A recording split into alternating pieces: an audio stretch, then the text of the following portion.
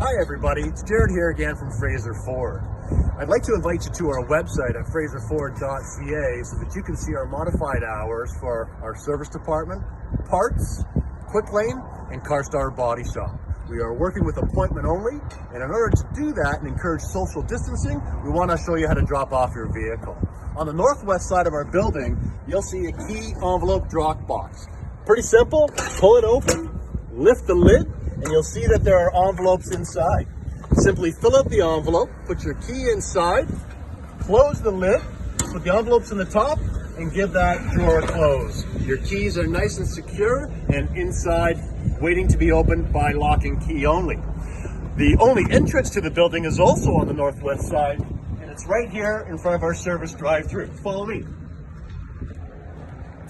You will be asked a set of questions as you walk in the door.